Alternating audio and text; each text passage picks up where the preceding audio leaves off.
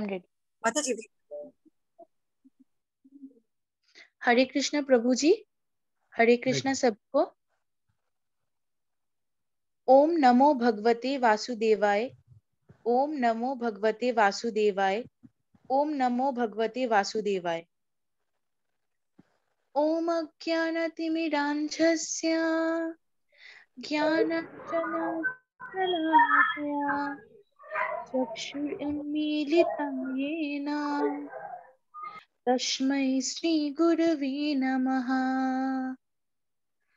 नमो विष्णुपदाय कृष्णपृष्ठाय भूतले श्रीमति भक्ति वेदांत स्वामी इति नामिनी।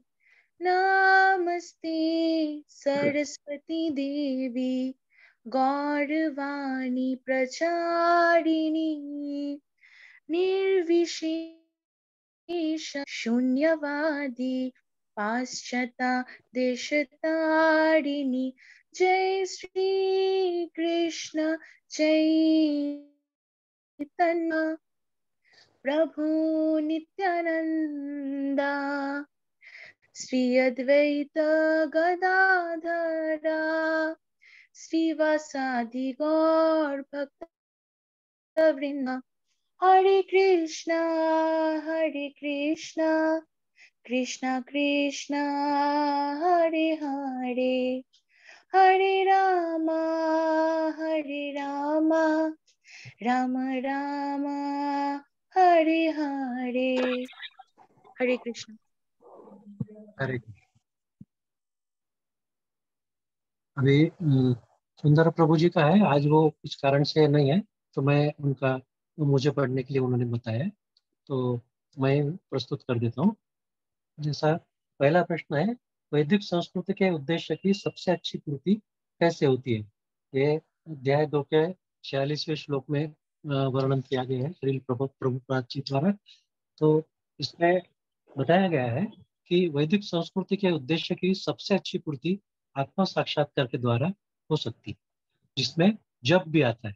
जब आत्मा साक्षात्कार में भगवान कृष्ण के साथ अपने संबंधों को समझना है। जीवात्मा भगवान के अंश रूप है। प्रत्येक जीव कृष्ण भावनामृत को जागृत करना ही वैदिक ज्ञान का असली उद्देश्य है। जाप करने वाला किसी भी जाति धर्म का हो, उसे आत्म साक्षात्कार हो सकता है। उसे अनेक तपस्याओं, तीर्थयात्राओं, वेदों के अध्ययन का पुण्य प्राप्त होता है। वह सर्वश्रेष्ठ हो जाता है। केवल कर्मकांडों के प्रति आसक्त न होकर वेदों का उद्देश्य समझे और स्वर्गलोक की कामना करे, ऐसा श्री प्रभुपाद जी बताते हैं। सामान्य व्यक्ति को वैदिक अनुष्ठान, उनके विधि विधानों का पालन तथा वेद उपनिषदों का अध्ययन संभव नहीं है। इसके लिए समय, शक्ति, ज्ञान, साधन सभी चाहिए। यह सब भगवान नाम कीर्तन एक मात्र करने से संभव हो सकता है, ऐसा भगवान चैतन्य प्रभु भी बताते हैं। कलयुग में वेदांत दर्शन की समझ हेतु पर्याप्त शिक्षा उपलब्ध नहीं है, और इसलिए इसकी पूर्ति जो है वो भगवान नाम के कीर्तन से हो सकती है। वैदिक विज्ञान वेदांत ज्ञान के प्रणेता स्वयं भगवान श्री कृष्ण है, ऐसा श्री प्रभुपाद जी यहाँ बता रहे हैं। भगवान का नाम जाप करने वाला महान वेदांती है। वैदिक रहस्यवाद का भी यही उद्देश्य है, और इसी के अनुसार इसका आधार 15वें अध्याय के 7वें श्लोक में और 15वें अध्याय के 15वें श्लोक में भी श्री प्रभुपाद जी के द्वारा दिया गया। हरे कृष्ण प्रभु जी, हरे कृष्ण। अभी पुष्पा माता जी वो भी दोनों साथ में हैं, इसलिए उनका भी मैं पढ़ लेता हूँ। तो दूसरा प्रश्न ऐसा है, प्रज्ञा शब्द का अर्थ क्या है? यहाँ पर प्रज्ञा शब्द का अर्थ कृष्ण भावना में लीन होना, ऐसा बताया गया है। स्थित प्रज्ञ शब्द का यहाँ उपयोग किया गया है। इसके ऊपर से एक दृष्टांत भी याद आ रहा है कि जैसे पानी में सीप रहता है, उस चाहे वो नदी में रहे या समंदर में रहे, उसके ऊपर से कितना भी पानी चला जाए लेकिन वो पानी उसके अंदर प्रवेश नहीं कर पाता है। ऐसे व्यक्ति को स्थित प्रज्ञ व्यक्ति कहा जाता है। और कृष्ण भावना में जो व्यक्ति स्थित हो जाता है वो अपने आप ही स्थित प्रज्ञ स्थिति को प्राप्त कर लेता है। यह इस व्यक्ति का विशेष लक्षण भी कहा जाता है, जिसे कृष्ण भावनामृत द्वारा पाया जा सकता है। इसमें व्यक्ति को दिव्य चेतना भी एक प्रकार से प्राप्त हो जाती है, ऐसा कहा जाता है। उसकी वाणी उसके यथार्थ रूप का व्यक्तित्व का प्रकट करती है और केवल कृष्ण के संबंध में ही वह बोलता है, ऐसा क्या स्थित प्रज्ञा या प्रज्ञा शब्द से अर्थ बताया गया है। हरे कृष्ण प्रभु जी, हरे कृष्ण। अभी विनोद अरोरा प्रभु जी, आप कहें। जी प्रभु जी, दंडवत प्रणाम गुरु प्रभु जी, हरे कृष्णा सबको। मेरे को प्रश्न दिया गया है श्लोक नंबर 2.54, जिसके अनुसार प्रश्न है कि एक अच्छे कपड़े पहने मूर्ख की पहचान कब तक नहीं की जा सकती, जब तक कि क्या। इस संदर्भ में एक अच्छे कपड़े पहने हुए मूर्ख की पहचान जब तक नहीं हो सकती जब तक कि उसकी वाणी का अनुसरण ना किया कर लिया जाए। वैसे तो किसी भी मनुष्य की पहचान उसके गुणों से होती है, और मनुष्य में कितने भी गुण हों, उनमें सबसे महत्वपूर्ण गुण उसकी वाणी होती है। वाणी ईश्वर के द्वारा दी गई सबसे कीमती भेंट है। ये वाणी है जो मनुष्य को संसार में अन्य प्राणियों से भिन्न कर बनाती है। वाणी के भी कई स्वरूप होते हैं, जैसे कोई मधुरता से, कोई क्रोधिता से, या कोई मूर्खता से इसका उपयोग करता है। लेकिन इन गुणों को भगवत गीता के द्वारा जाना जा सकता है। और सबसे जरूरी ये है कि एक मनुष्य कृष्ण भावना में वाणी का किस प्रकार उपयोग करता है। जिस प्रकार टिप टॉप सजे हुए मूर्ख को हम तब तक नहीं पहचान सकते जब तक कि वह बोलता नहीं है या अपनी वाणी का उपयोग नहीं करता, किंतु उसके बोलते ही उसकी मूर्खता प्रकट हो जाती है। इसी प्रकार कृष्ण भावना भावित व्यक्ति की पहचान केवल कृष्ण की तथा उनसे संबंधित विषयों के बारे में बोलने से मनुष्य को पहचाना जा सकता है। वह उसका ये भी जाना सकता है कि वो भक्ति में कितना बढ़ चुका है। हरे कृष्णा।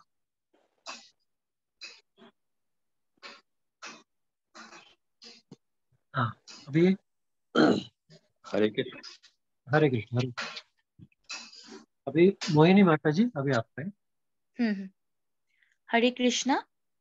मेरा प्रश्न है, एक स्थितिधीर मुनि सुख और संकट को किस प्रकार देखते हैं? भगवान श्री कृष्ण स्थिर बुद्धि वाले मनुष्य को कुछ इस तरह से व्याख्या करते हैं। वो सुख की लालसा को त्याग देते हैं, वो भयमुक्त होते हैं, वो क्रोध से रोहित होते हैं।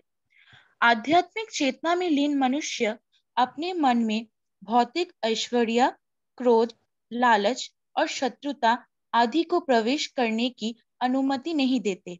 इसलिए उनका मन लौकिक चिंतन में स्थिर और दिव्य चेतना में स्थित हो जाता है।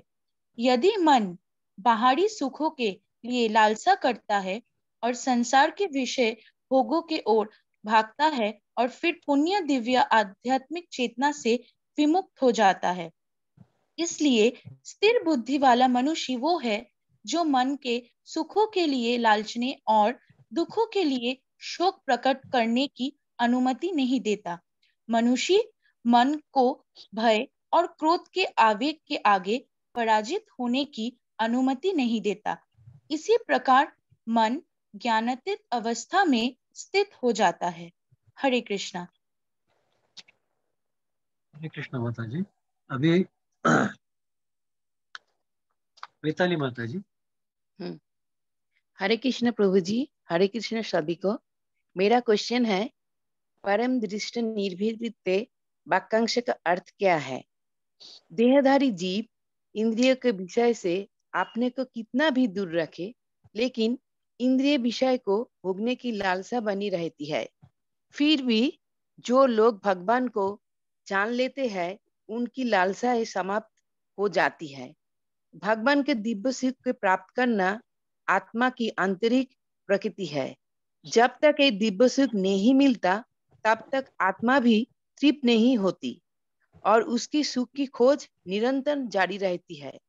आत्मा जब भगवान की शक्ति में तालीन हो जाती है और दिव्य सुख प्राप्त करती है, तब उसे दिव्य प्रेम रस की अनुभूति होती है, जिसे प्राप्त करने के लिए वो अनंत जन्म तक तरसती रहती है। हरे कृष्ण। हरे कृष्ण माता जी। अभी दीप्ति माता जी, अभी आपका। हरे कृष्णा। हरे कृष्ण। मेरा प्रश्न है,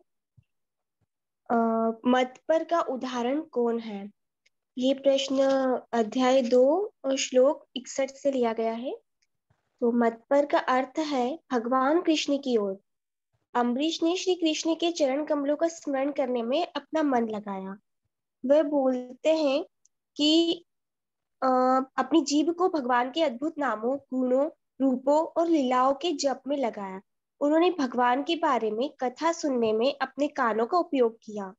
मंदिर में भगवान के सुंदर देवता को देखने में उनकी आंखें, भगवान के भक्तों के चरणों की मालिश करने में उनकी स्पर्श की भावना, सुगंधित वस्तुओं की सुगंध को सूंघने में उनके नथुने, पूजा में भगवान को अर्पित मंदिर की परिक्रमा और उनके पैर और भगवान और उनके भक्तों को प्रणाम करने के लिए उनका सिर। इस प्रकार उन्होंने सर्वोच्च भगवान की सेवा में उन्हें संलग्न करके अपनी सभी इंद्रियों को वश में कर लिया। हरे कृष्णा। हरे कृष्ण। अभी पूनम माता जी, आप। जी हरे कृष्ण प्रभु जी। मेरा प्रश्न है आध्यात्मिक पतन के कारण। आध्यात्मिक पतन के 8 कारण बताने हैं। इसमें जो श्लोका है, ध्यायतो विषयान पुंसा संगस्तु संगेस्तु शुपजायते संगात संजायते काम कामात् क्रोधो अभिजायते क्रोधादि भवति सम्मोह सम्मोह स्मृति विभ्रमः स्मृति विभ्रांश बुद्धिनाशो बुद्धिनाशात् प्रणश्यन्ति। तो इसमें बताया है कि जो जब विषयों से आसक्ति होती है व्यक्ति की, जब तो उसका सम्मोह होता है, सम्मोह के कारण विभ्रम, विभ्रम से बुद्धिनाश, बुद्धिनाश से द्वेष, राग और विषय, जब इनमें फंसता जाता है व्यक्ति तो अंत में वह पतन का कारण होता है। ये जो सारे कारण होते हैं वो पतन के होते हैं और अंत में उसका पतन हो जाता है। तो इसमें बताया कि इंद्रिय विषयों का चिंतन करने से मनुष्य की जो उसमें इंद्रिय आसक्ति हो जाती है, आसक्ति से काम, काम से फिर क्रोध उत्पन्न होता है। इसी प्रकार इसमें कहा गया है कि इसमें केवल मनुष्य ही नहीं, इस जगत में जो जीव, जितने भी जीव हैं उनके साथ साथ देवतागण, जैसे ब्रह्मा और ब्रह्मा और शिव, ये भी इससे अछूते नहीं है। ये भी इनमें कहीं ना कहीं इंद्रिय विषयों में उनका भी लगना होता है। तो इसमें भगवान बताते हैं कि जो हरिदास ठाकुर जी थे, वो भी, उनको भी जो माया देवी थी उन्होंने नहीं छोड़ा था, या कह सकते हैं कि उन्होंने उनको अपने उसमें फंसाने की कोशिश की थी माया जाल में, लेकिन क्योंकि वो भगवान कृष्ण भावना अमृत थे तो वो इस माया जाल से बहुत जल्दी निकल गए थे। कहने का तात्पर्य ये है कि जो कृष्ण भावना अमृत में संलग्न रहते हैं या इस पथ पर चलते हैं, उनको माया देवी कुछ नहीं कर सकती है। माया देवी उनका कोई भी अपने जाल में नहीं फंसा सकती हैं। तो जो कृष्ण भावना अमृत में लगा होता है व्यक्ति, उसके ऊपर इसका कोई भी प्रभाव नहीं पड़ता है।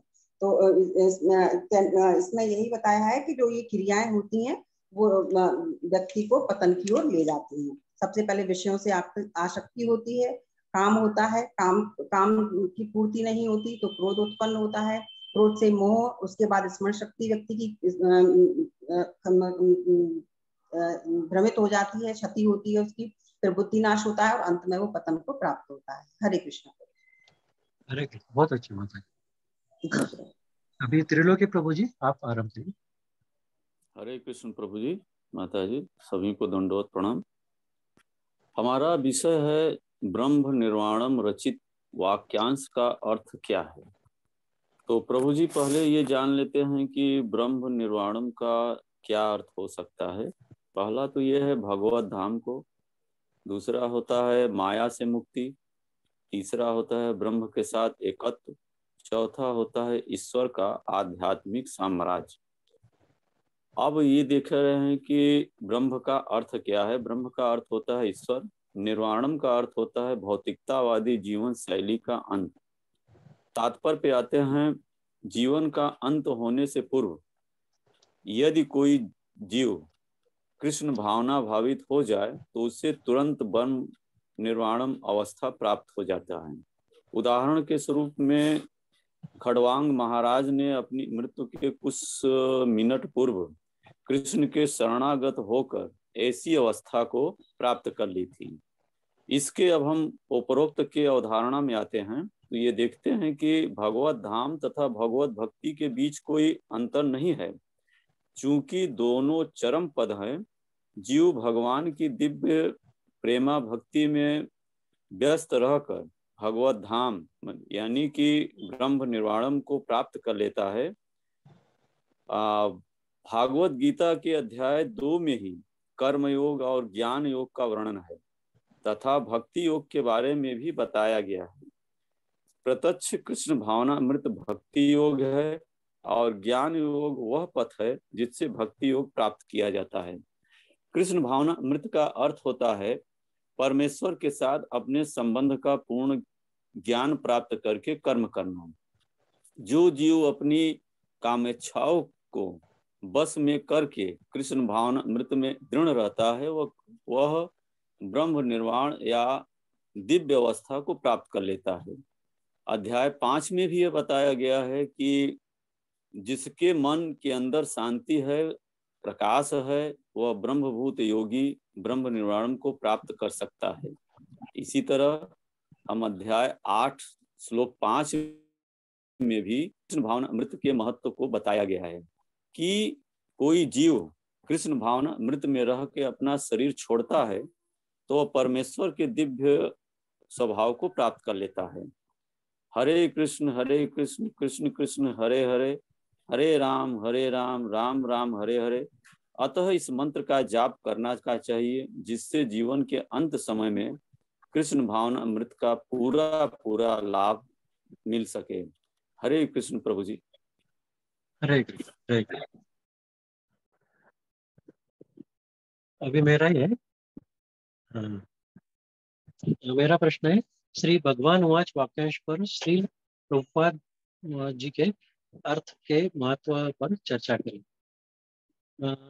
जैसे कि श्री प्रभुपाद जी कह रहे हैं कि साक्षात भगवान श्री कृष्ण के मुख से उद्धरित शब्द जिसपे कोई मिलावट का कोई जगह नहीं है, जैसा इन्हें यथारूप जिसे कहते हैं, यथारूप जैसे भगवान ने बताया उनके शब्द अक्षरशः शब्द यहाँ पर भगवत गीता में प्रस्तुत किए गए हैं, ऐसा शैल श्री प्रभुपाद जी बता रहे हैं।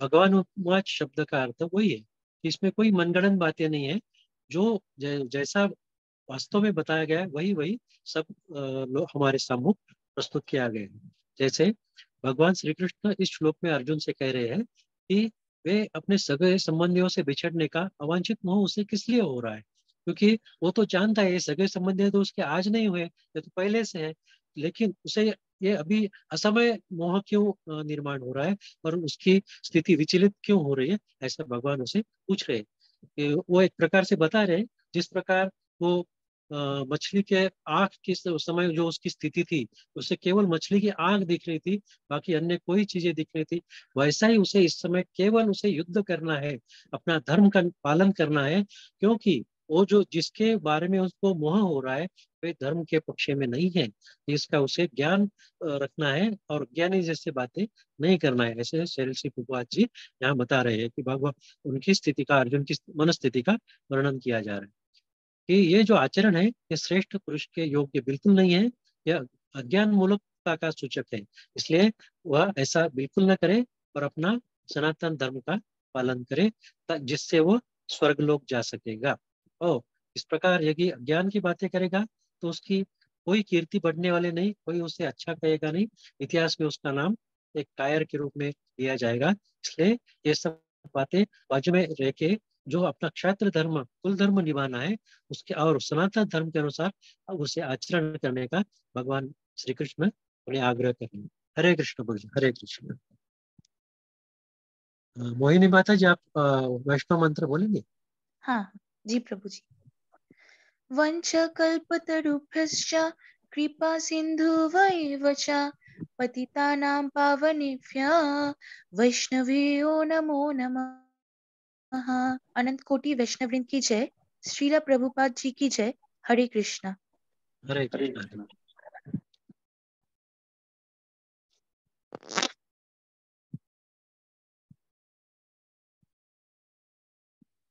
बहुत अच्छा, बहुत बढ़िया क्वेश्चन आंसर थे। आपने बिल्कुल ही कृष्ण भावना भावित होके क्वेश्चन आंसर बनाए हैं। तो अभी इस वाले ग्रुप से आपने बहुत अच्छा चैप्टर 2 का दिया। तो जो हम अगर बोलते हैं भगवद गीता, तो ये दो जो शब्द हैं, ये शब्द क्या है, कोई बताएगा?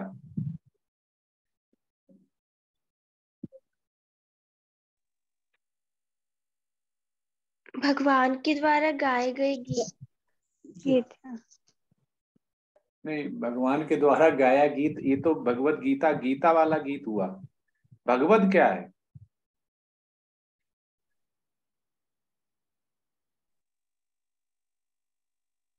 भगवान भगवत यानी प्रत्येक जीव को उन्होंने भगवत बताया है। नहीं, भगवान ने तो ये गीत गाया है, बोला है, लेकिन हम बोलते हैं ना श्रीमद् भागवतम, भगवद गीता, तो इसी से हमें पता चलता कि हम कितने कृष्ण भावना भावित हैं। हमने एडमिशन ले लिया मैथ में, और मैथ के बुक के ऊपर चैप्टर में अलजेब्रा लिखा हुआ क्या नहीं, वो हमने नहीं देखा। अंदर हम क्वेश्चन और आंसर सॉल्यूशन देखने लगे। तो हमारा भगवत भक्ति और कृष्ण भावना भावित ये बताती है कि हम किधर भाग रहे हैं। हमें गीता का सार समझना है, उसको इम्प्लीमेंट करना है। लेकिन सार समझना, इम्प्लीमेंट जब समझेंगे जब भगवान को समझेंगे। हम भगवान की बाणी, भगवान की लीला दोनों को अगर समझते हैं, तो सबसे पहले हमें ये समझ में आना चाहिए कि भगवद गीता, अगर कोई पूछ लेता है कि प्रभु जी आप तो लेवल 4 कर रहे हैं, काफी महारत हासिल होगी आपको, तो सब कुछ आता है, तो ये भगवद गीता क्या है, भगवद गीता है क्या? तो अगर हम बोलते हैं कि गीता मतलब भगवान का गाया हुआ गीत, वो ठीक है, लेकिन इससे तो एक ही शब्द पूरा हुआ, गीता। What about Bhagavad? तो भगवद यहाँ पे आचार्य लोग बताते हैं, श्री प्रपाद कहते हैं कि भगवान जो भगवान के सर्वोच्च व्यक्तित्व को प्रस्तुत करता है। सर्वोच्च व्यक्तित्व मतलब पुरुषोत्तम, सर्वोच्च व्यक्तित्व मतलब 6 ऐश्वर्य, उसको बोलते हैं भगवद। तो भगवत भक्ति बोलते हैं ना, सर्वोच्च। तो यहाँ पे यही प्रस्तुत करता है कि जो भगवान के सर्वोच्च व्यक्तित्व को, तो उसको बोलते हैं भगवत। तो भगवत भक्ति, भगवत ज्ञान, भगवत गीता, तो ये जो भगवान ने बोला हुआ है भगवत गीता, ये वहीं से शब्द बना हुआ है कि भगवान ने अपने सर्वोच्च व्यक्तित्व को लेते हुए और गुरु बनते हुए उसको बताया। तो ये हम जब भगवान को समझने की कोशिश करते हैं और हम बहुत कृष्ण भावना भावित होते हैं, तो हमारे अंदर ये स्वतः ही आ जाता है कि हम भगवत गीता क्या है, श्रीमद् भागवतम क्या है, सारे वेद और शास्त्र क्या है, वो क्या बोलते हैं, और कैसे हम इंद्रियों को तुष्ट कर सकते हैं। तो ये जब ही आता है जब हम अनुसरण करते हैं, नहीं तो हम ये नहीं जान पाते हैं कि भगवान क्या कहना चाहते हैं और हमें क्या करना है। तो अभी पूरे इस ग्रुप से और सभी से है कि जो भगवान अपनी लीलाएं करते हैं, अवतार लेते हैं, तो अवतार में से कितने तरह के अवतार होते हैं और उसको चैप्टर 2 से हम कैसे लिंक कर सकते हैं। तो अवतार कितनी तरह के होते हैं और हर अवतार का कोई एक एक आप बता सकते हैं?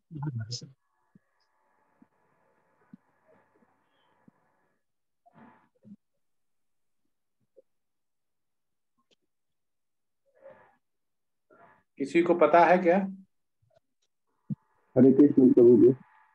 हाँ, हरे कृष्ण प्रभु जी, टोटल विष्णु भगवान के 24 अवतार है, लेकिन मेन अवतार हम 11 ही काउंट करते हैं, जिसमें थोड़ा बुद्ध माइक आगे अवतार है, बुद्ध अवतार है, राम अवतार है, कृष्ण अवतार है,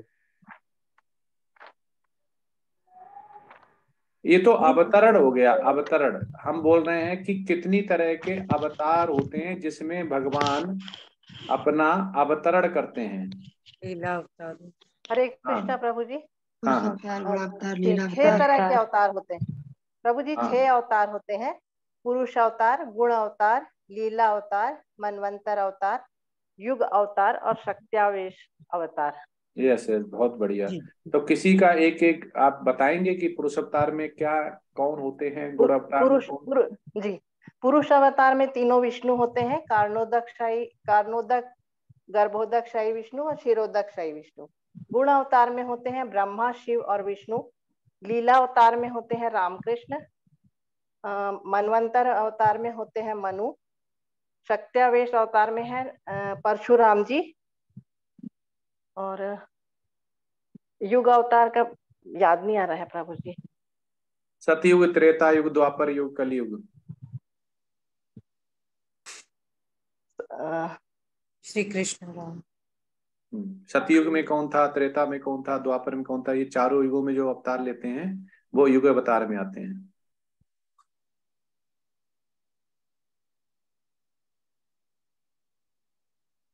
और मनवंतर में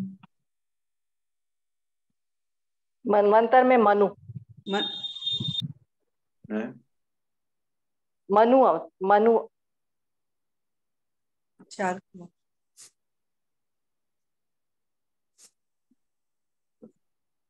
मनु अवतार थे।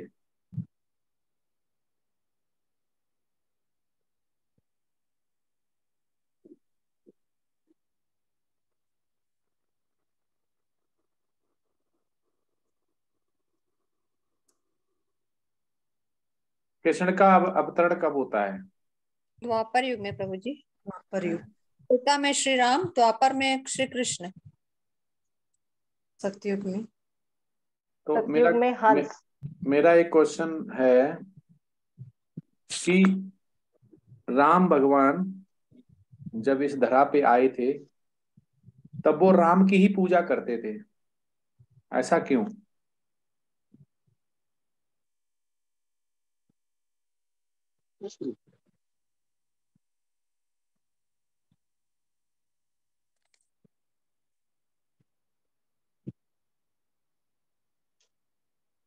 हरे कृष्णा।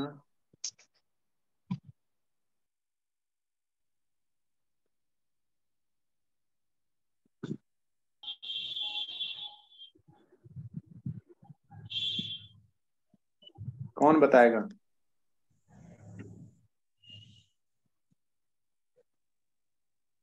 भगवान राम को विष्णु का स्वरूप माना गया था उस समय, इसलिए वे भगवान राम को आदर्श मानकर राम भगवान स्वयं राम की पूजा करते थे। मेरा क्वेश्चन ये है, ऐसा कैसे पॉसिबल है? राम तो उसी युग में पैदा हुए, तो वो राम की पूजा क्यों करते थे?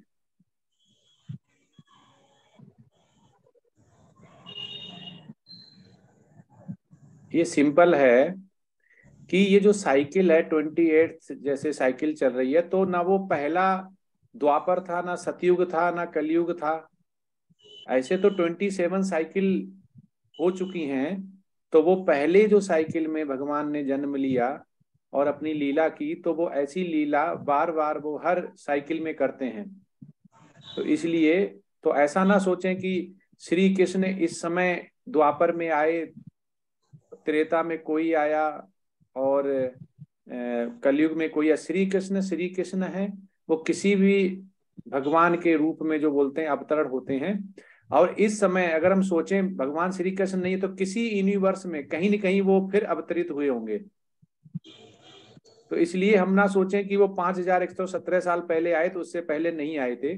क्योंकि ये तो एक सतयुग आया, फिर द्वापर, फिर त्रेता, फिर कलयुग, फिर द्वापर, त्रेता, कलयुग, ऐसे साइकिल चलती रहती है। तो ये ना समझें कि अभी हम बैठे हुए हैं गीता पढ़ रहे हैं तो इस समय भगवान नहीं है, वो किसी न किसी यूनिवर्स में अपनी लीला कर रहे होंगे। तो इसलिए भगवान अपने पहले जो ले चुके अवतरण उसकी पूजा करते थे, जिससे कि ये पता चले कि ना तो ये फर्स्ट टाइम अवतरण है और ना ये लास्ट अवतरण है। तो इसलिए भगवान ऐसी लीला करते हैं पृथ्वी पर जो कि भक्त उनको हमारे आचार लोग जानते हैं और ऐसे आचार लोग वर्णन करते हैं। तो इसलिए हम कभी कभी ये भूल जाते हैं कि ये पहला ही चक्र है और ऐसे चक्र पहले नहीं हुए, लेकिन हम ये भूल जाते हैं कि ऐसा ना पहली बार श्री कृष्ण ने जन्म लिया, ना अभी ऐसा नहीं कि वो जन्म नहीं लिए होंगे कहीं या अपना अवतरण नहीं लिए होंगे, वो अवतरण लिए होंगे कहीं न कहीं। ऐसे बहुत सारे यूनिवर्स हैं और उनका ऐसा पूरा ही प्राकट्य चलता रहता है। हरे कृष्णा।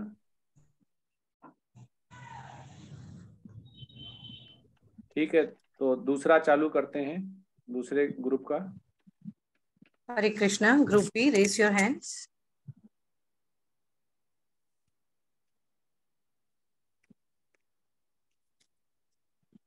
हरे कृष्णा माता जी, मेरे में ऑप्शन नहीं आ रहा है हैंड रेस का। जी माता जी। मैं वंदना वाजपेयी ग्रुप बी से हूँ, मैं प्रेजेंट हूँ, पर मेरे में ऑप्शन आ नहीं रहा है माता जी। कोई नहीं माता जी, आप बोल शेयर- दीजिएगा अपने नंबर पे। हाँ, कोई शेयर नहीं। कौन करेगा? वीडियो खोल ले। संजय सेन प्रभु जी। हरे कृष्ण माता जी, संजय सिंह। संजय।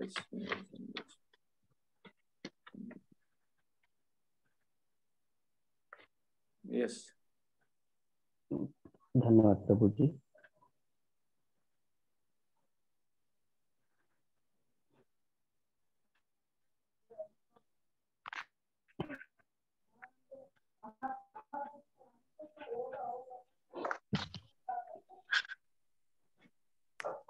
हरे कृष्णा सभी को। मैं संजय सेन ग्रुप बी के सभी डिवोटीज की तरफ से सभी को दंडवत प्रणाम करता हूँ। हम ग्रुप बी के सभी डिवोटीज दूसरे अध्ययन किए हैं, जिसमें हमें पता चला है कि भगवान श्री कृष्ण ने इस द्वितीय अध्याय में सांख्य योग के बारे में अर्थात गीता के संपूर्ण सारांश का वर्णन किया है, जिसमें हमने अलग अलग चीजों का अध्ययन किया है। प्रभु जी, हमने भागवत गीता जी अध्याय माता 2 जी। में पढ़ा है। इसके अनुसार मन में यह प्रश्न उठता है कि हमें गुरु क्यों बनाना चाहिए, और यदि गुरु बना लिया है तो शास्त्र संहिता के अनुसार उस शिक्षक को छोड़ने का क्या सिद्धांत है? जी माता जी, बहुत सुंदर प्रश्न है आपका। हरे कृष्णा। तो जैसा कि श्रीमद् भागवतम के 11वें स्कंद के अध्याय 3 के 21वें श्लोक में बताया गया है कि जो व्यक्ति गंभीरता पूर्वक असली सुख की इच्छा करता है, उसे प्रामाणिक गुरु खोज कर उन गुरु की शरण ग्रहण करनी चाहिए। किंतु यदि कोई व्यक्ति अपने गुरु को त्याग चाहता है तो उसके लिए भगवान श्री कृष्ण ने दूसरे अध्याय के 5वें श्लोक में बताया है कि जो आध्यात्मिक गुरु व्यभिचारी हो जाता है, जिसने भेद दृष्टि खो दी है, वह त्याग करने के योग्य है। ऐसे गुरु का हम त्याग कर सकते हैं। यदि कोई शिक्षक जो अवैध कार्यों में लिप्त रहता है, वह त्याग करने के योग्य है। अगर गुरु स्वयं को अयोग्य सिद्ध करता है तो वह त्याग करने के योग्य है।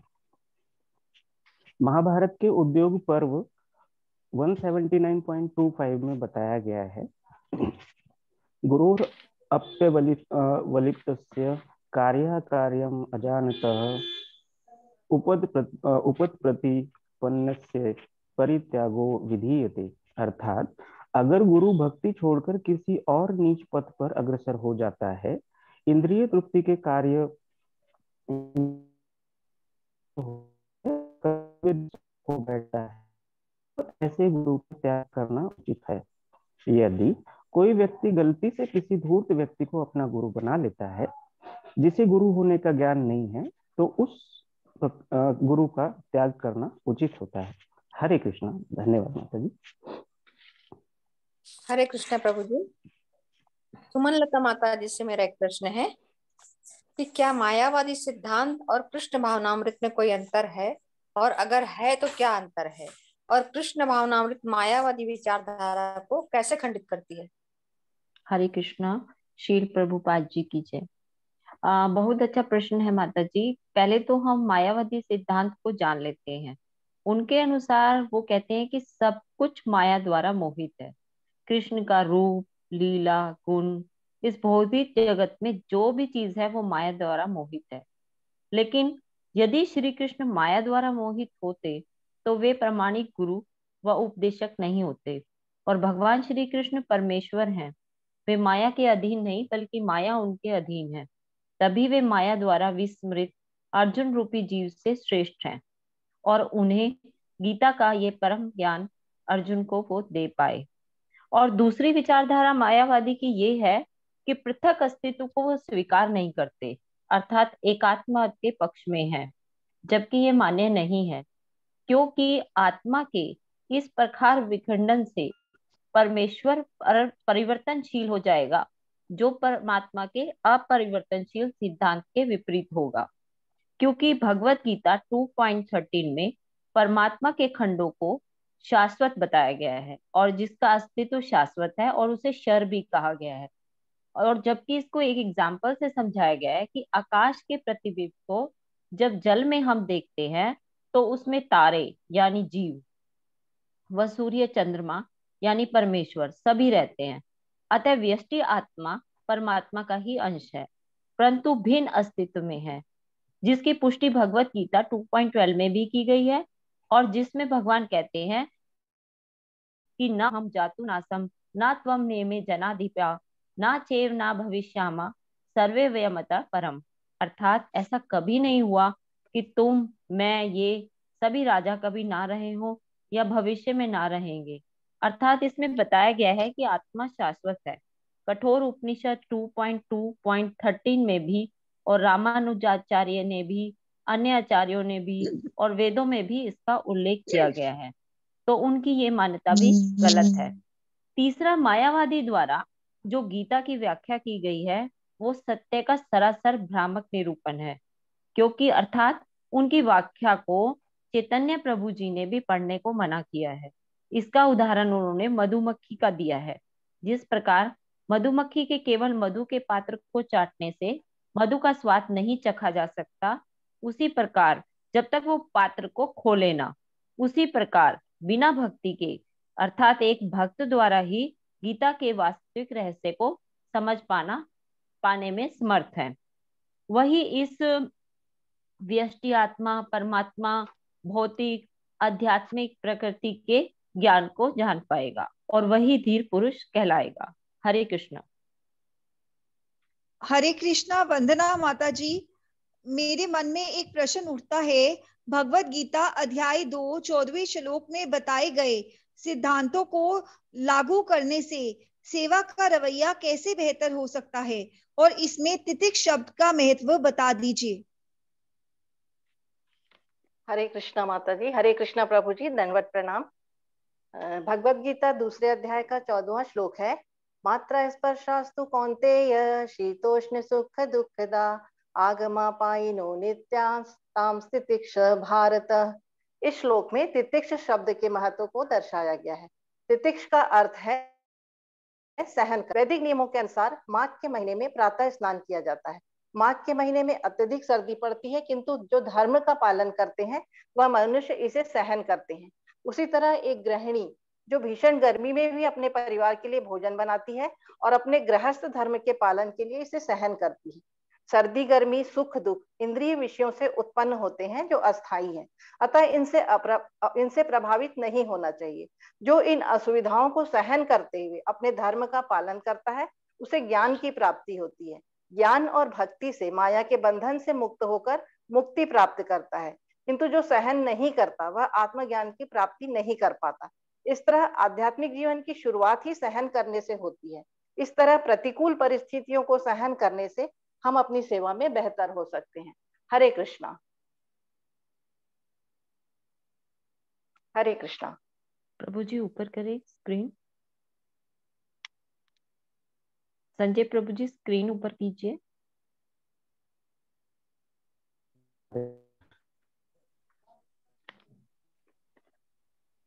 संजय प्रभु जी स्क्रीन ऊपर कीजिए। हरे कृष्ण। संजय प्रभु जी स्क्रॉल करें। माता जी का है। हरे कृष्ण। अभी माता जी का प्रश्न है।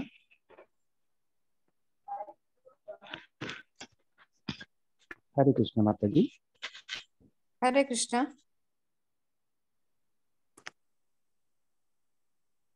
प्रभु जी स्क्रीन स्क्रॉल नहीं हुई।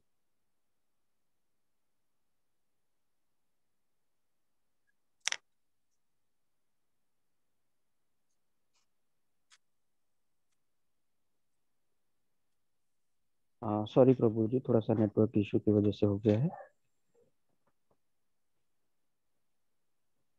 हरे कृष्णा। सुमन माता जी प्लीज करिए। सुधा माता जी, भगवत गीता 2.16 का तात्पर्य आपके जीवन में प्राथमिकताएं निर्धारित करने के संबंध में एक आदर्श बदलाव कैसे ला सकते हैं? कृपया मुझे ये थोड़ा समझाइएगा। हरे कृष्णा माता जी, हरे कृष्णा प्रभु जी।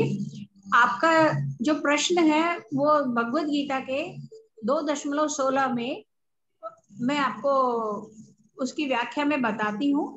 नासतो विद्यते भावो ना भावो विद्यते सतः उभयो अपि दृष्टः अंतः तु अनयो तत्वदर्शिभिः। तत्व यह है, निष्कर्ष निकाला है कि असत यानी भौतिक शरीर का तो कोई चिरस्थायित्व नहीं है, किंतु सत आत्मा अपरिवर्तित रहती है। उन्होंने इन दोनों को प्रकृति के अध्ययन द्वारा ये निष्कर्ष निकाला है, हमारा शरीर नश्वर है और है। शरीर में वृद्धि तथा वृद्धावस्था आती है रहती है। शरीर तथा मन में परिवर्तन होने पर भी आत्मा स्थायी रहती है। हमारी अज्ञानता को हटाने के लिए आराधक और आराध्य के बीच में शाश्वत संबंध स्थापित करना होता है।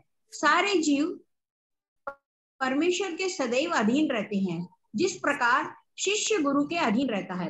अतः हमें अज्ञान को दूर करने के लिए भगवत गीता की उपदेशों का अनुसरण करके एक प्रामाणिक गुरु की शरण में जाना चाहिए, जिससे हमारी अज्ञानता को दूर कर ज्ञान की प्राप्ति कर सके। हरे कृष्णा।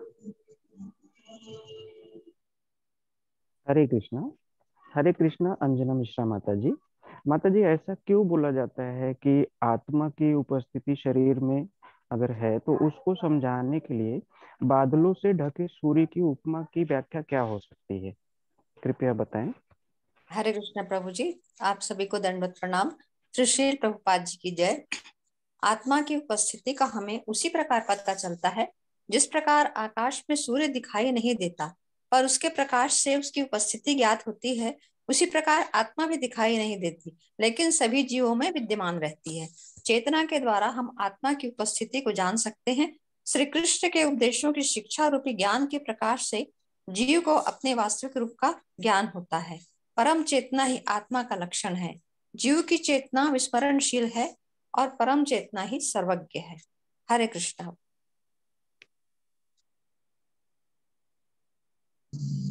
हरे कृष्णा।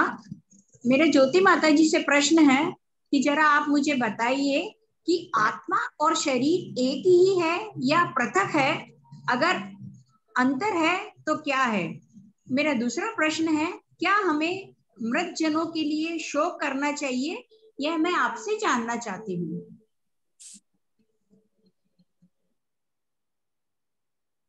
ज्योति माता जी। हरे कृष्णा। ज्योति माता जी।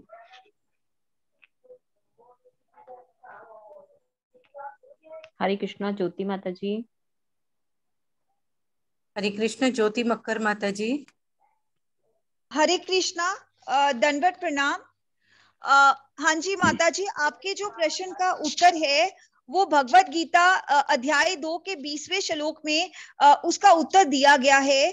भगवत गीता अध्याय 2 20वें श्लोक के लेंस और उसके अर्थ को देखते हुए अपने जीवन की कुछ प्रमुख घटनाओं का वर्णन करें और प्रतिबिंबित करें कि वे आपके स्वयं की भावना को कैसे प्रभावित करते हैं। आत्मा अजन्मा, नित्य, शाश्वत और पुरातन होती है। शरीर के मारे जाने पर वो नहीं मारा जाता। शरीर में 6 प्रकार के परिवर्तन होते हैं जैसे जो आत्मा में नहीं होते, जैसे जन्म, कुछ काल तक रहना, बढ़ना, कुछ परिणाम उत्पन्न करना, धीरे धीरे क्षीण हो जाना और अंत में समाप्त हो जाना। आत्मा की कोई उपसृष्टि नहीं होती जो कि शरीर की होती है। मेरे जीवन में एक ऐसी ही प्रमुख घटना घटी थी। पिताजी का जनवरी 2016 में आकस्मिक देहांत होने पर मैं बहुत ही शोकाकुल हो गई थी। पर जब मैंने भगवत गीता का ये श्लोक पढ़ा तो मुझे लगा कि नहीं, हमें किसी भी के लिए भी शोक नहीं करना चाहिए। और मुझे इसी के संदर्भ में एक कहानी याद आई कि एक बार अर्जुन युद्ध भूमि में महाभारत की युद्ध भूमि में अपने पुत्र अभिमन्यु की मृत्यु के पश्चात बहुत ही शोकातुर हो रहा था, तो श्री कृष्ण ने उसका मोह भंग करने के लिए एक लीला रची। उन्होंने उसको उस स्थान पे पहुंचाया जहां पर उसका पुत्र था। वहां पे अर्जुन ने अपने पुत्र अभिमन्यु को पुत्र पुत्र कहकर संबोधित किया। अभिमन्यु एक सभा में बहुत सारे अनगिनत लोगों के साथ बैठा हुआ था और अभिमन्यु ने उन्हें पहचानने से मना कर दिया और उन्होंने कहा, कौन पुत्र, कौन पिता? ना मैं तुम्हारा पुत्र, ना तुम मेरे पिता। मैं बस अपने कुछ कर्मों के फल के भोग के कारण आपके पुत्र के शरीर का रूप धर के वहां पे आया था और अपने कर्मों का फल भोगते ही मैं वापस आ गया। अब ना मेरा आपसे कोई संबंध, ना आपका मेरे से कोई संबंध।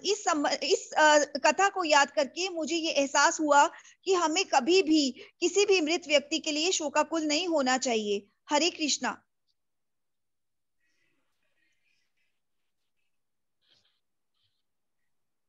हरे कृष्णा। प्रभु जी स्लाइड ऊपर कीजिए।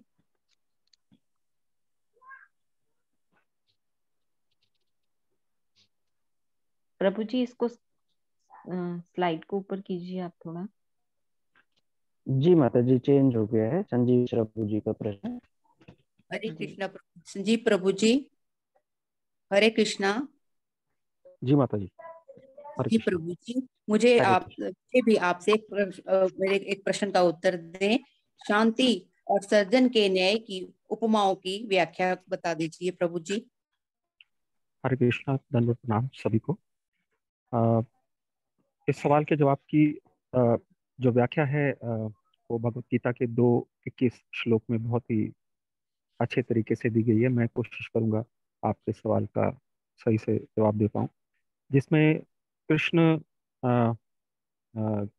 जब अर्जुन विचलित हैं महाभारत के युद्ध में खड़े हुए अपने ही जानकार और रिश्तेदारों को मारने के ख्याल से भी, तो कृष्ण उनको बहुत सारा ज्ञान दे रहे हैं और उसमें ये श्लोक जो 2:21 है उसके माध्यम से वो कहना चाह रहे हैं, या वो जो कहते हैं कि हे पार्थ, जो व्यक्ति ये जानता है कि आत्मा अविनाशी, अजन्मा, शाश्वत और अव्यय है, तो वह भला किसी को कैसे मार सकता है या मरवा सकता है। और यहाँ शुरुआत में जो श्री कृष्ण अर्जुन को संबोधित कर रहे हैं पार्थ के नाम से, तो जब जब भगवान कृष्ण जो अर्जुन को पार्थ के नाम से संबोधित करते हैं, वे उसे एक और बात याद दिलाने की कोशिश करते हैं कि वो एक क्षत्रिय है और क्षत्रिय का धर्म ही युद्ध करना होता है। तो यहाँ प्रत्येक वस्तु की जो उपयोगिता है वो जो ज्ञानी होता है वो जानता है कि किसी वस्तु को कैसे और कहाँ प्रयोग किया जाए। एक अज्ञानी ही किसी भी जगह अपनी अज्ञानता की वजह से सही चीज़ों का इस्तेमाल नहीं कर पाता। और हिंसा की अगर हम बात करें तो इसकी भी अपनी एक उपयोगिता है और इसका उपयोग जो है उससे जानने वाले पर निर्भर करता है। जैसे उदाहरण के तौर पर यदि हत्या करने वाले व्यक्ति को हमारी न्याय संस्था जो है उसके अनुसार प्राणदंड दिया जाए, तो हम न्यायाधीश को दोषी नहीं मान सकते, क्योंकि न्याय संहिता के अनुसार ही दूसरे व्यक्ति पर हिंसा किए जाने का आदेश है।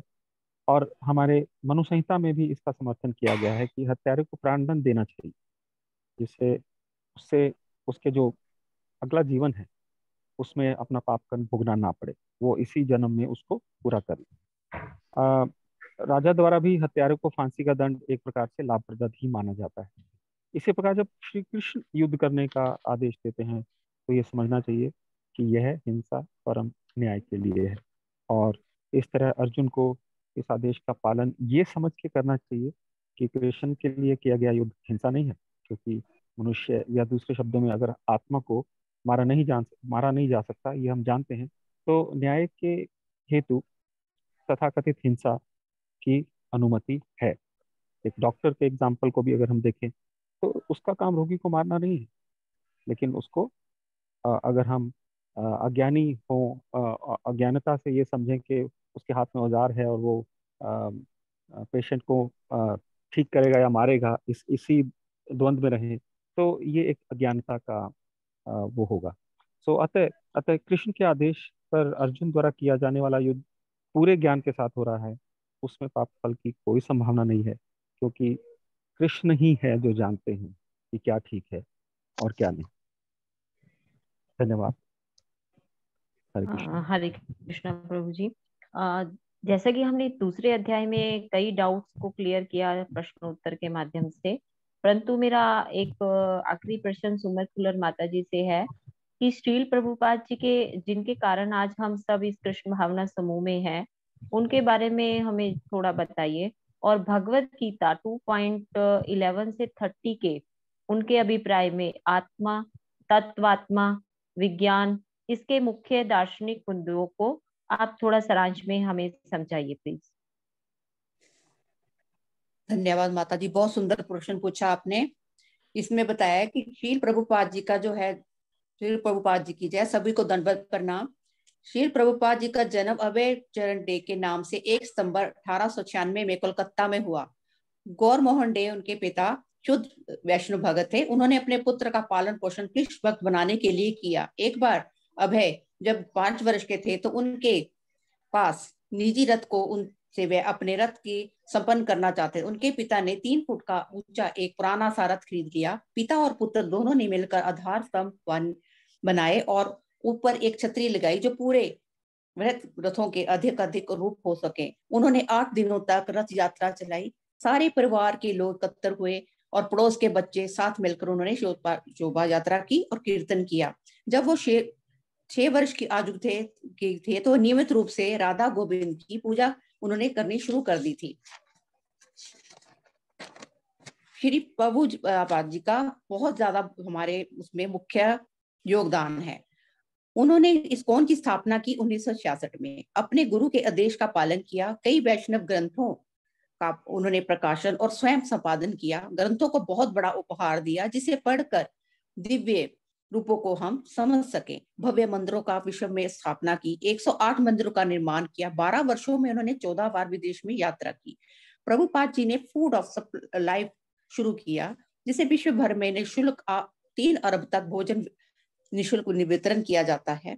समाज में उन्होंने 4 नियम और सिद्धांतों का और किया। सभी को विदेशों में भी जहां पर जो हिप्पी थे उनकी हैप्पी लाइफ बना दी और महामंत्र संकीर्तन का प्रचार किया। अब मैं भगवत गीता के दूसरे अध्याय से 11 से लेके 30 तक के श्लोक में उन्होंने आत्मा और तत्व के विज्ञान को बताया कि भगवान ने कहा, हे अर्जुन, तुम्हें शोक ना करने योग्य का शोक किया। जिनके प्राण चले जाते हैं उनका शोक विद्वान भी नहीं करते। जीव आत्मा की इस शरीर में बचपन, जवानी और बुढ़ापा, फिर मृत्यु, उसके बाद दूसरा शरीर ले लेता है। धीर व्यक्ति ऐसे परिवर्तन से मोह को प्राप्त नहीं होते। इंद्रियों के विषय में सर्दी तथा गर्मी तथा दुख सुख के आते जाते रहते हैं, इसलिए उसे सहन करना सीखें। जो पुरुष सुख तथा दुख में समभाव रहता है वही मुक्ति योग्य है। विज्ञान को नाभिक है। शरीर में भी विभिन्न कोश, जैसे शरीर की कोशिका प्रतिक्षण बदलती रहती हैं, लेकिन आत्मा अपरिवर्तन है। शरीर विनाशी है, आत्मा नष्ट नहीं होती। आत्मा न जन्म लेती है न मरती है। आत्मा अजन्म, नित्य, शाश्वत तथा प्रतन है। ये शरीर ही मरते हैं। जैसे मनुष्य पुराने वस्त्रों को त्याग कर नए वस्त्र धारण करता है, आत्मा भी पुराने शरीर को त्याग कर नया शरीर धारण करती है। आत्मा को शास्त्र नहीं काट सकते, ना इसे जला सकते हैं, ना इसे गीला कर सकते हैं, ना ही इसे वायु सुखा सकती है। ये आत्मा अव्यक्त, अकल्पनीय तथा अपरिवर्तनीय कहा जाता है। शरीर के लिए शोक नहीं करना चाहिए। जिसने जन्म लिया है एक दिन मृत्यु निश्चित है। संपूर्ण प्राणी जन्म से पहले अप्रकट था और मरने के बाद अप्रकट ही हो जाएंगे। ये केवल बीच में ही प्रकट देखते हैं। शरीर में रहने वाली आत्मा कभी वध नहीं किया जा सकता। अतः किसी भी जीव के लिए शोक करने की जरूरत नहीं। हमें आत्मा तत्व और आत्मा विज्ञान इस श्लोक में इस ज्ञान को दर्शाया गया है। वांछा कलप्रपक्षया कृपा सिंधु एव चा पतित पावन भयवा वैष्णु भय नमो नमः। अंत कोष्ठी वैष्णु भय नमो नमः। प्रभुपाद की जय। बीक रूप से अगर कोई त्रुटि होए तो क्षमा याचना। हरे कृष्णा। हरे कृष्णा। हरे कृष्ण। बहुत सुंदर बनाया आपने। जो क्वेश्चन आंसर का नया टेक्निक की कैसे पूछना है, कैसे उसका आंसर आना, ये काफी कृष्ण भावना भावित है। क्योंकि हम जब ही सोच पाते हैं जब कृष्ण हमें ऐसी बुद्धि देता है, जो जिसकी दी हुई है उसी के लिए लगाते हैं। भगवान ने दिया हुआ तो भगवान के लिए यूज करते हैं। तो इस ग्रुप से मेरा यही कि जब गुरु का शब्द आया, कि गुरु का महत्व आया, तो गुरु का शब्द का अर्थ क्या है? ज्ञान देने वाला। गुरु केवल ज्ञान देता है। प्रभु जी भगवान से मिलाने वाला। की ओर ले जी जाने प्रभु जी। सत्मार्ग पे ले जाने। प्रभु जी। हरे कृष्णा प्रभु जी। जो अज्ञान रूपी अंधकार को दूर करते हैं वह गुरु होते हैं, जो हमें सत्मार्ग पे चलाते हैं। किसने आंसर दिया ये? जी हरे वंदना। कृष्ण प्रभु जी। वंदना। हाँ, वंदना माता जी ने बिल्कुल सही बताया कि बिल्कुल आंसर यही है कि जब हम बात करते हैं गुरु, तो गुरु केवल ऐसा नहीं करता है कि वो हमें ज्ञान देता है। वो अज्ञान रूपी जो अंधकार होता है, वो उस ज्ञान रूपी की जो आंखों में बोलते हैं कि अंजना लगा देना, अंजन लगा देना, तो वो वैसा ही करता है कि अज्ञान रूपी है अंधकार मिटा। ज्ञान लेना अलग चीज है। हमने ज्ञान ले लिया, लेकिन हम निर्विशेषवादी हैं, मायावादी हैं, ज्ञान लेते जा रहे, पर हम कृष्ण भावना भावित नहीं हो पा रहे हैं। तो हमारा जो मेटलिस्टिक अज्ञानता है, जिसमें फिजिक्स, केमिस्ट्री, संस्कृत और जिस रूप में भी वो हमारे भरी पड़ी है, पहले उसको मिटाना। क्योंकि अगर गिलास पहले से भरा होगा तो आप उसमें पानी नहीं भर पाएंगे, तो पहले गिलास खाली करना पड़ेगा, तभी उसमें शरबत है, जूस है, भर पाएंगे। तो ये जो हायर टेस्ट बोलते हैं भगवान का, वो हायर टेस्ट जब ही आएगा जब हम पहले से खाली करें। किसको? हमारा मेटलिस्टिक बहुत ज्यादा होता है। हम मेटलिस्टिक पहले भौतिकवाद खत्म करेंगे, तभी हमारे पास आध्यात्म आ पाएगा। तो गुरु वैसा ही काम करता है कि वो हमारे जो अज्ञानता होती है, अज्ञानता किस लिए, हम ये समझ बैठते हैं कि जो भौतिक है वो ही ज्ञान है। हमारे गाड़ी है, बंगला है, नौकर है, चाकर है, पैसा है, हम स्वस्थ हैं, बहुत हैं, तो ये भगवान की हम पे अनुकंप कृपा है। हमने बहुत अच्छे पुण्य किए होंगे, तो हमें ये नहीं पता है कि वही पुण्य आपको इस सकाम कर्म से, रजोगुण से बनवाते हैं, और ये निश्चित करते हैं कि आप जन्म मृत्यु का क्या करें, दोबारा इस साइकिल में फंसे। तो बहुत से लोग क्या कहते हैं कि कंफ्यूजन में रहते हैं कि अरे प्रभु जी, मेरे पास क्वेश्चन पूछते हैं लेवल 1 और भक्ति शास्त्र में कि प्रभु जी, मैं माधव सेवा और मानव सेवा में बहुत बढ़ चढ़ के हिस्सा लेता हूं, तो मुझे भगवत धाम मिलेगा नहीं मिलेगा? तो आप में से जो अभी हैं डिवोटी, सभी लोगों के लिए है, तो बताइए, माधव सेवा और मानव सेवा जब हम बात करते हैं तो इसे कैसे समझा जाए? तो हम माधव सेवा, मानव सेवा दोनों कर सकते हैं कि नहीं कर सकते हैं? हरे कृष्णा प्रभु जी। हाँ, यस माता जी। मानव सेवा से व्यक्ति पुण्य अर्जित करेगा, जिससे वो स्वर्ग लोक में जाएगा, और जब उसके पुण्य क्षीण होंगे तो वो वापस इस भौतिक जगत में वापस आएगा, और फिर से इसी जन्म मृत्यु के चक्र में घूमता रहेगा। किंतु जब माधव सेवा करेगा तो भक्ति से वह भगवत धाम को प्राप्त होगा। माता जी, मानव सेवा से कहाँ लिखा हुआ कि स्वर्ग जाएंगे? प्रभु जी, मानव सेवा से उसको पुण्य मिलेंगे, पुण्य अर्जित करेगा, क्योंकि पाप और पुण्य दो होते हैं। अगर मानव सेवा करता है तो उसे पुण्य मिलेंगे। तो स्वर्ग से ऊपर क्या एक ही लोक है? अगर स्वर्ग मिलेगा तो उसको विष्णु लोक कब मिलेगा, शिवलोक कब मिलेगा, इंद्रलोक कब मिलेगा, ब्रह्मलोक कब मिलेगा? तो वो जब पुण्य करेगा तो उसको स्वर्ग लोक ही क्यों मिलेगा? प्रभु जी, पहले कृष्ण भावनावित होकर ना उसे शुद्ध भक्त बनने की जरूरत है। जब शुद्ध भक्त बनेगा तभी वो कृष्ण धाम को जा पाएगा।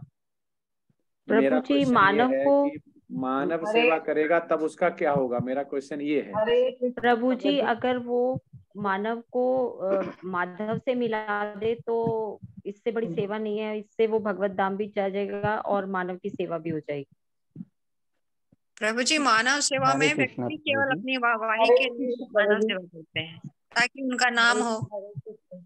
प्रभु जी, कृष्णा कॉन्शियसनेस में कृष्ण भावना अमृत में मानव सेवा करना, कि मैं ये काम कृष्ण जी के लिए कर दी हूँ और इसका फल भी कृष्ण जी को अर्पण, ऐसे करके मानव सेवा करना। हरे कृष्ण प्रभु जी। हरे कृष्ण प्रभु जी। हरे कृष्ण। माधव सेवा से मानव सेवा होती है, क्योंकि अगर हम भक्तों को माधव की ओर, श्री कृष्ण की ओर, भगवान की ओर प्रेरित करेंगे तो वो सच्ची मानव सेवा होगी। माधव सेवा के माध्यम से मानव सेवा की जाती, वही सफल होती। नहीं तो ऐसे कैसे मानव सेवा की जाए जिसमें माधव आ जाए, और अगर माधव नहीं आता है तब हमारा क्या होगा? अगर मानव सेवा करते हैं जिसमें माधव नहीं आता तो हमारा क्या होगा? प्रभु जी मानव को माधव से मिला दो। जैसे अभी प्रभुपाद जी ने या एस्कॉन वालों ने हमको माधव से मिलाने का जो कार्य किया है। प्रभु जी मैं हरे कृष्णा प्रभु जी, अगर माधव नहीं आता बीच में और हम मानव सेवा कर रहे हैं तो हम कर्म बंधन में और ज्यादा बन जाएंगे, क्योंकि हम फिर फल की आकांक्षा से कर रहे हैं। पर अगर हम माधव को बीच में लाते हैं और फल की आकांक्षा रखते ही नहीं कि हम ये काम माधव के लिए कर रहे हैं और फल भी माधव को दे दिया, तब हम मुक्त हो जाएंगे, तब हम माधव से मिल जाएंगे। पर अगर हम माधव को नहीं लाते बीच में तो हम और ज्यादा जकड़ जाएंगे, क्योंकि हमें उसका फल भोगने के लिए बार बार आना पड़ेगा। हाँ, बहुत सुंदर। यही आंसर की मैं एक्सपेक्टेशन कर रहा था कि बहुत सुंदर। जब आप मानव सेवा करते हैं तो आप समझ लीजिए कि आप पूरे मेटलिस्टिक हैं, क्योंकि इसमें माधव कहीं नहीं है। तो आप आध्यात्म नहीं है।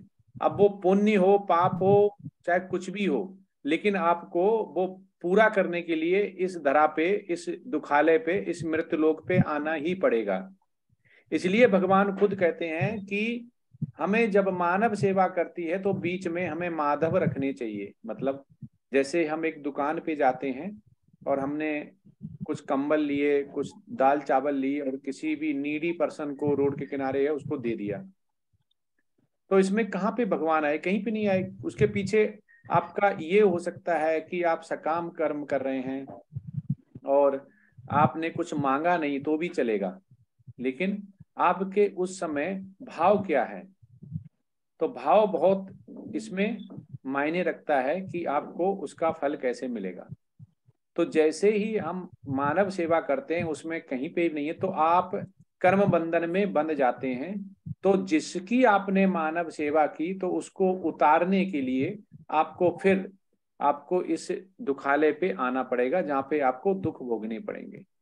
जब हम बात करते हैं कि किसी भी उच्च लोका में जाते हैं, स्वर्ग हो गया, नरक हो गया, भगवान के धाम के अलावा जितने उच्च लोक हैं, तो जिस भगवान को हम मानते हैं उसी का लोक मिलता है। लेकिन जब हम मानव सेवा बोलते हैं कि हमें स्वर्ग मिलेगा तो ऐसा बोलते हैं, लेकिन उस समय उसका भाव क्या है? वो उस समय किसकी पूजा कर रहा है, किसकी अर्चना कर रहा है, किस भाव से दिया है? वो शिव जी को मानता है तो शिवलोक मिलेगा, चाहे वो भले मानव सेवा कर रहा है।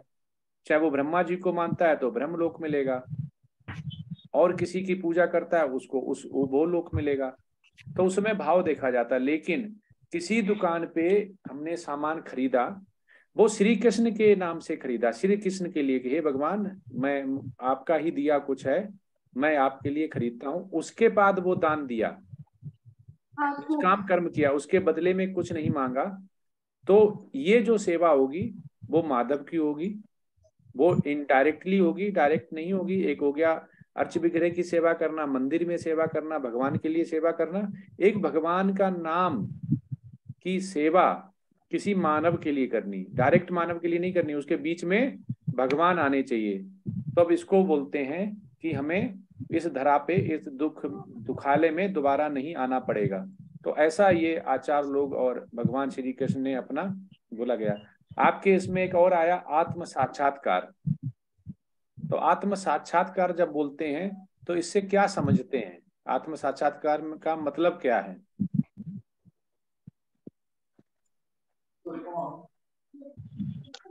प्रभु जी, आत्मा, परमात्मा, भगवान का ज्ञान होना। आत्मा, परमात्मा और भगवान। आत्मा परमात्मा में क्या अंतर है? आत्मा तो जीव आत्मा हुई और उसमें भगवान का जो अंश होता है वो परमात्मा है, और भगवान जो है वो स्वयं अलग भिन्न रूप में है। प्रभु जी, आत्मा विभु आत्मा परमात्मा है और अणु आत्मा व्यष्टि आत्मा है। प्रभु जी, और आत्म साक्षात्कार होता है कि आत्मा और परमात्मा के शाश्वत संबंध को समझना, कि मैं अणु आत्मा और परमात्मा विभु आत्मा का शाश्वत संबंध क्या है, कि मैं उसका सेवक हूँ, नित्य सेवक हूँ, और वो मेरा स्वामी है, मालिक है, और मुझे उससे जुड़ना है, मुझे उसकी सेवा करनी है। तो जब वो ज्ञान मिल जाता है, तो उसका बोध हो जाता है, तो वो आत्म साक्षात्कार है। बहुत सुंदर माता जी। यही होता है कि मनुष्य को जब ज्ञान हो जाता है, वो आत्मा के बारे में जान जाता है, तब वो आत्म साक्षात्कार या आत्मज्ञान बोलते हैं, उसकी तरफ बढ़ता है। और वो ये समझने लगता है कि श्री कृष्ण ही परमात्मा है और वही सभी जितने भी कार्य होंगे उसके कर्ता है, और वो कृष्ण को समर्पित कर देता है। ये होता है आत्मज्ञान और आत्म साक्षात्कार।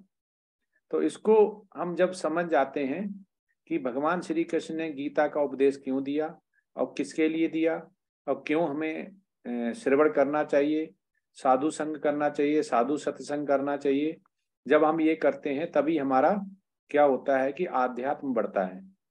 तो आध्यात्म जब होता है तो हमारा धीमे धीमे जो भौतिक होता है वो धीमे धीमे कम होने लगता है। जब भौतिक कम होने लगता है तो हमें डर लगने लगता है। हमारे पास जैसे जन्म मृत्यु जरा ब्याध बोली गई, थोड़ा भी बुढ़ापा और बीमारी आती है तो हम कहते हैं अरे हमने तो बहुत भगवान का भजन किया, ऐसा क्यों हो रहा है। लेकिन आपको नहीं पता है कि भगवान ने किस रूप में बड़ा दुख देने वाला था छोटा दुख दिया। लेकिन सोचते नहीं, हम तो भगवान की 16 माला करते हैं, हमारे साथ ऐसा क्यों हुआ, हमारे साथ ऐसा क्यों। तब हमारा सारा ही आध्यात्म वो जवाब दे जाता है, क्योंकि हम पूर्ण कृष्ण भावना भावित नहीं हो पाए। कृष्ण भावना भावित हो जाते हैं तो एक जैसा हो जाता है कि उसको सोना और पत्थर में ज्यादा अंतर नहीं लगता, दोनों ही उसके लिए एक मेटल होते हैं कि ये हमारे भगवान के लिए यूज आएंगे और भगवान को हम समर्पित कर देंगे। जब इतना आ जाता है तब वो भगवान के परम धाम के लिए लालायित होता है, जिसको बोलते हैं भगवत धाम जाना। तो इसमें ही भौतिक जो उन्नति हम बोलते हैं कि हम भौतिक की आध्यात्म की उन्नति ना करते, भौतिक की उन्नति करते हैं और भौतिक की तरफ हम आनंद लेते हैं। उसमें हम आनंद जब लेते हैं तो उसको कर्म कांड भी बोल सकते हैं, कर्म योग भी बोल सकते हैं। लेकिन यहाँ पे ये समझना पड़ेगा कि जब भी हम कर्म कांड या कर्म योग बोलते हैं तो वो भगवान से बिल्कुल ही अलग होता है, क्योंकि हमें यहाँ पे निष्काम कर्म करना है। तो निष्काम कर्म करना है तो हम आगे बढ़ सकते हैं। तो लोग ज्यादातर जो डिवोटीज होते हैं वो जो चक्र होता है, यज्ञ चक्र, उसको नहीं समझ पाते हैं। तो यज्ञ चक्र को समझना बहुत जरूरी है कि हम कैसे यज्ञ चक्र को मान सकते हैं, कैसे हम यज्ञ चक्र इस दुखालय में हम उसको समझ सकते हैं जिससे कि हम आगे बढ़ पाए। तो जो यज्ञ चक्र होता है वो कौन बताएगा कि यज्ञ चक्र कैसे कैसे चलता है।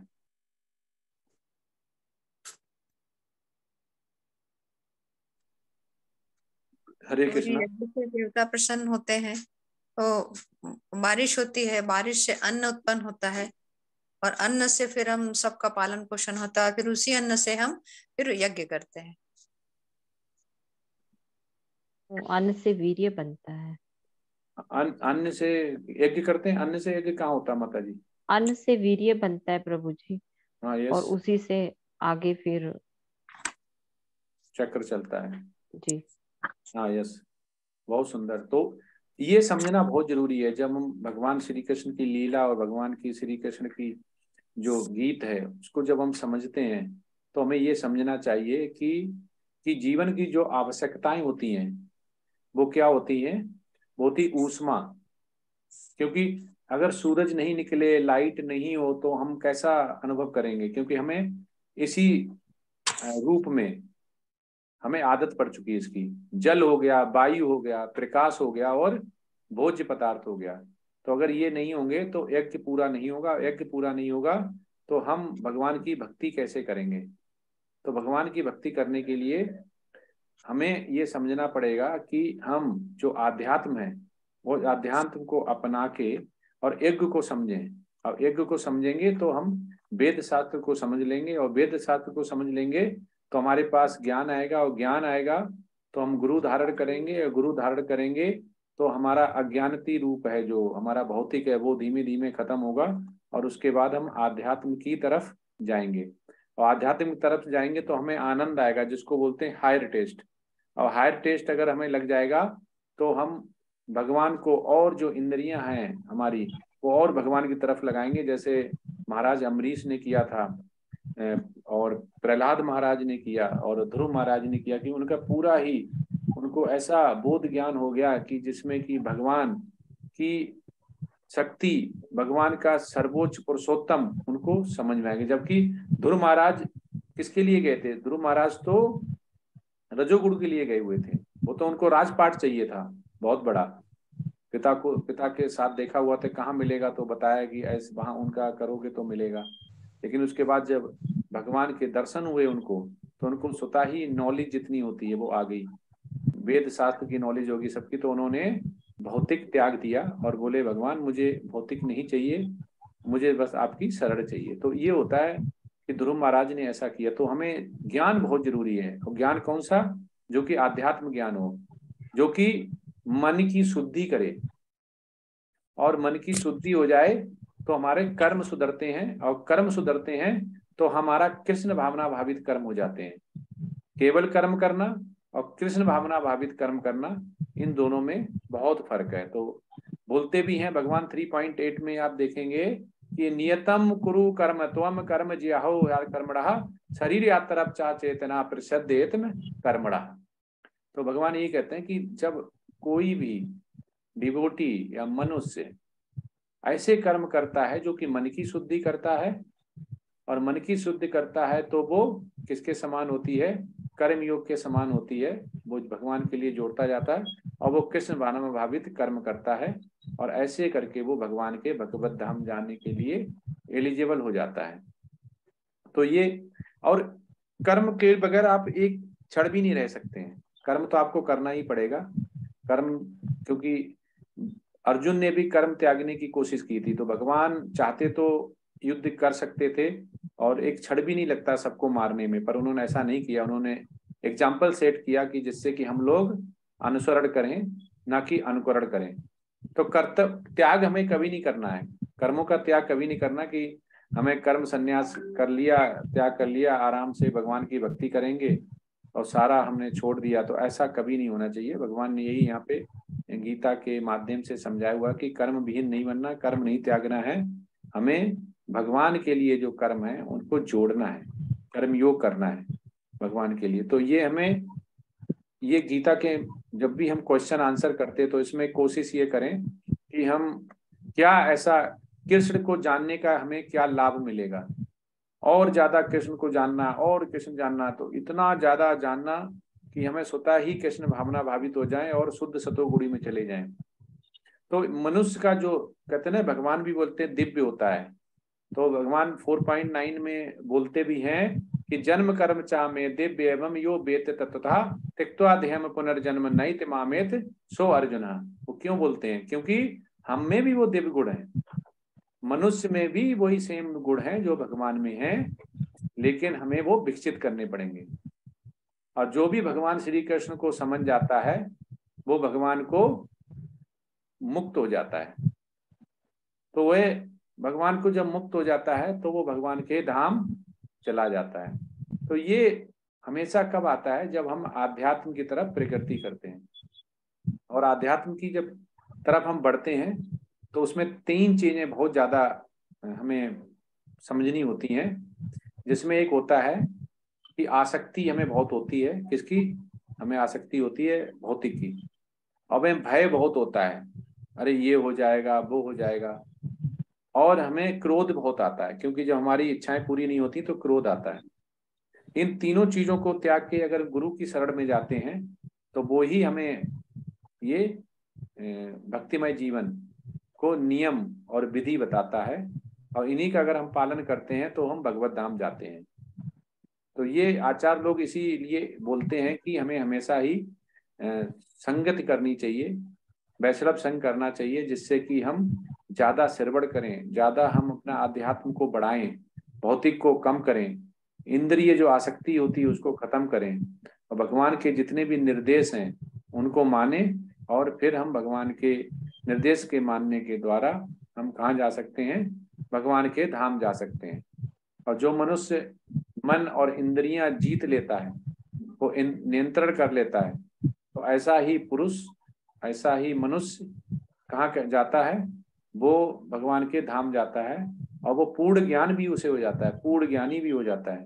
तो इसलिए यहाँ पे जो आपने चैप्टर 2 किया हुआ उसमें उसका यही सार है। और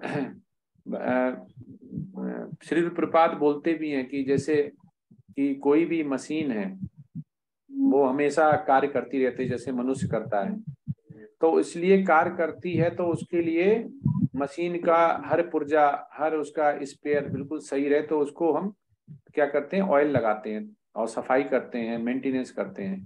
तो ऐसा ही मनुष्य है जो भौतिक जगत में, कि उसको शरीर जो होता है उसको परिश्रम करना चाहिए, जिससे कि उसको भूख लगे, और भूख लगेगी तो उसको खाना पड़ेगा, पोषण करेगा, और उसको इससे अलावा कोई अधिक नहीं इच्छा रखनी चाहिए। होता क्या है कि हमें 2 रोटी की भूख होगी, लेकिन हम 10 रोटी के लिए कमाई करेंगे, 8 देंगे किसी को नहीं, लेकिन 10 रोटी की कमाई करेंगे, खाएंगे 2 ही, 8 अपनी बचा बचा के रखेंगे।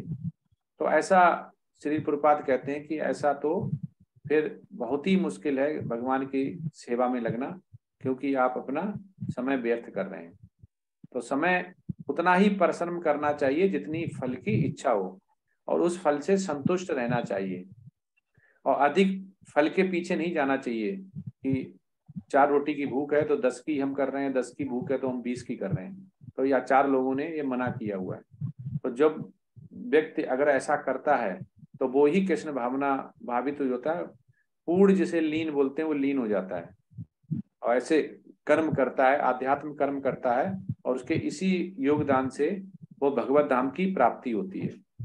तो इसको ही भगवान ने और आचार्यों ने अपने जो गीत होता है, अपने जो उनके बोलते हैं, वो अपने बार बार जब भी कोट करते हैं, जब भी श्लोका बोलते हैं, तो यही बताते हैं कि भगवान का भगवत धाम जाने का यही सार है। हरे कृष्णा। तो अभी 2 ही प्रेजेंटेशन करेंगे माता जी, 2 अगली बार करेंगे। और किसी का कोई क्वेश्चन हो तो आप पूछ सकते हैं, टाइम हो गया है।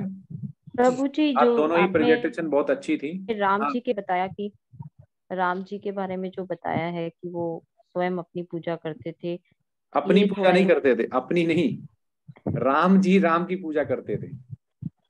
तो प्रभु जी राम जी, फिर ये एक बार एक और समझाइए प्रभु जी, समझ मतलब ये है कि पहला साइकिल जैसे कलयुग आया, सतयुग आया, द्वापर आया, त्रेता कलयुग, ये पहला थोड़ी है।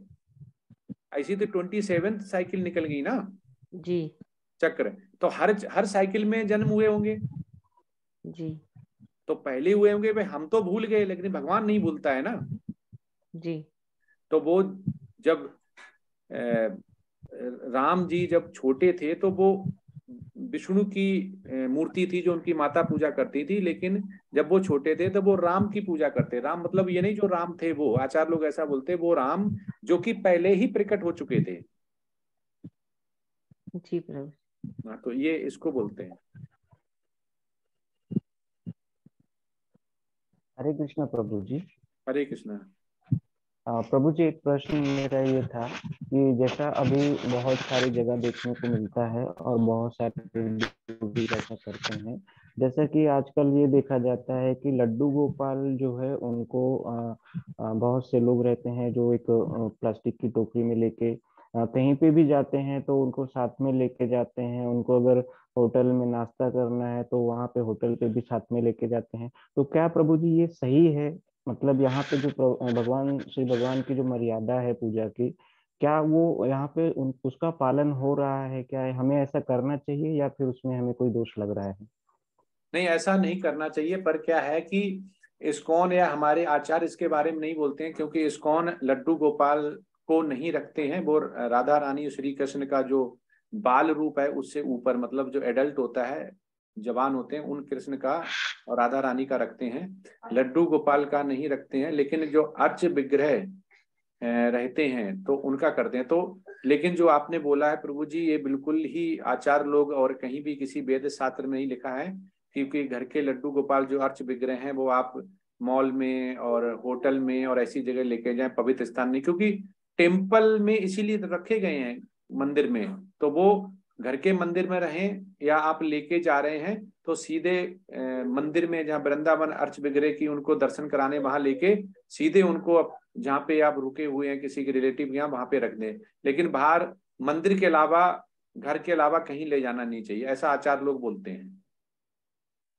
जी प्रभु जी, हरे कृष्ण प्रभु जी, धन्यवाद। हरे कृष्ण प्रभु जी। आज कुछ डिवोटीज ऐड हुए हैं, तो मैं उन डिवोटीज को कहना चाहूंगी प्लीज हैंड रेस करें तो पता चले कम कि कितने डिवोटीज आज ऐड हुए हैं।